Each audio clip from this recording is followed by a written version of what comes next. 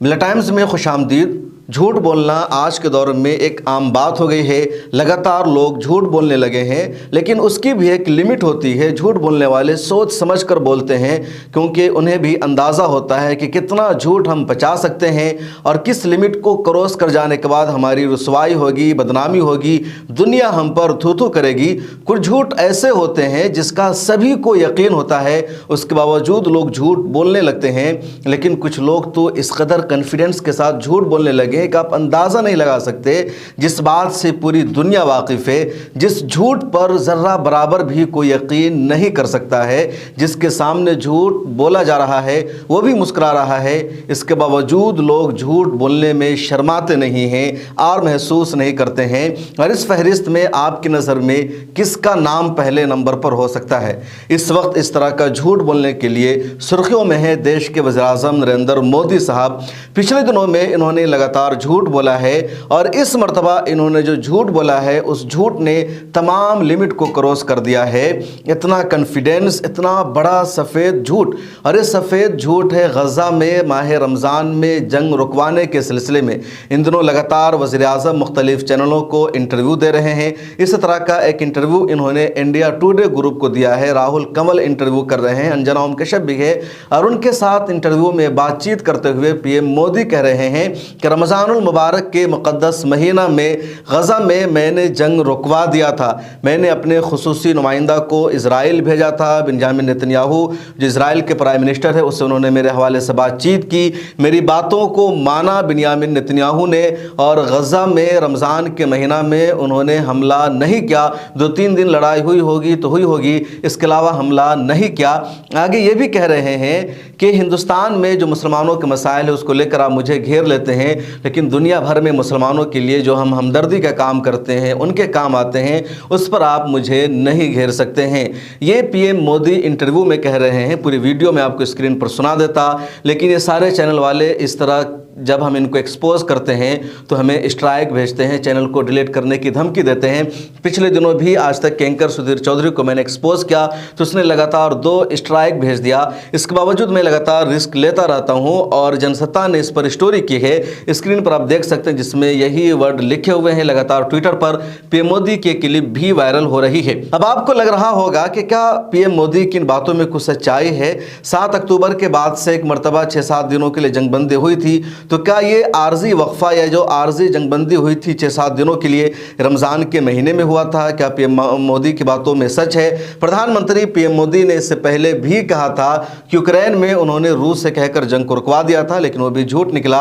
अब ज़रा सुनिए, पीएम मोदी कह रहे हैं कि रमज़ान में उन्होंने इजराइल से कहकर गज़ा में हमला को रुकवा दिया था और आर्जी जंगबंदी भी हुई थी 1 हफ्ता के लिए, लेकिन ये आर्जी जंगबंदी रमज़ान में नहीं हुई थी। माह मुबारक मार्च और अप्रैल के महीने में था।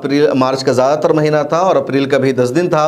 तो इस तरह मार्च और अप्रैल का महीना था जो रमज़ान में था। और सच्चाई ये है कि रमज़ान में 1 दिन के लिए भी, 1 घंटा के लिए भी गज़ा पट्टी में जंगबंदी नहीं हुई। दिन रात लगातार इजराइल का हमला गज़ा पट्टी पर जारी था, एयर स्ट्राइक चल रहा था, ग्राउंड ऑपरेशन जारी था, समंदर की सतह से इजराइल के हमले हो रहे थे। सहर के टाइम में, इफ्तार के टाइम में, तरावीह के दौरान, नमाज के दौरान मस्जिदों पर, घरों पर इजराइल की बमबारी हो रही थी। ईद के दिन भी इजराइल ने फ़लस्तीनियों को नहीं बख्शा था। गज़ा के दिन ईद की नमाज के बाद भी मुसलमानों पर इजराइल ने हमला किया था। शेख इस्माइल हानिया के 3 बेटे और उनके 4 पोते और पोतियों की शहादत भी इजराइली हमला में ईद के दिन हुई थी। तो ये इजराइल की दहशतगर्दी है, इजराइल का जुल्म व बर्बरियत है। रमज़ान में 1 दिन के लिए भी जंगबंदी नहीं हुई थी और 7 दिनों के लिए जो जंगबंदी हुई थी कतर की सालिसी की वजह से, जिसमें मिस्र का भी किरदार था, तो वो जंगबंदी हुई थी नवंबर के महीने में 23 नवंबर 2023 को, यानी ये 2024 चल रहा है तो पिछले साल में चले जाइए। 23 नवंबर 2023 को कतर ने ऐलान किया था कि सालिसी की कोशिश कामयाब रही। 1 हफ्ते के लिए यानी 6 दिनों के लिए जंगबंदी होगी और उसमें 60-70 जो इजरायली कैदी थे उसको रिहा किया गया था हमास की जानिब से। बदले में 150 से ज़्यादा फ़लस्तीनियों को इजरायली जेल से रिहा किया गया था। ये माहिदा हुआ था 24 नवंबर से 30 नवंबर तक ये माहिदा जारी रहा। उसके बाद दोबारा इजराइल ने हमला शुरू कर दिया और उसके बाद से अब तक एक भी दिन जंग बंदी नहीं हुई है, एक घंटा के लिए सीज़ फायर नहीं हुआ है। लगातार इजराइल का हमला जारी है, ये 8वां महीना चल रहा है। 7 अक्टूबर के बाद से जब इजराइल ने गज़ा पट्टी पर हमला शुरू किया तो सिर्फ 24 नवंबर से 30 नवंबर तक 6 दिनों के लिए जंग बंदी हुई, उसके अलावा कोई भी जंग बंदी नहीं हुई है। एक भी दिन ऐसा नहीं गुजरा है जिस दिन में गज़ा पर इजराइल ने हमला न किया हो। ये सच्चाई है, ये रियलिटी है।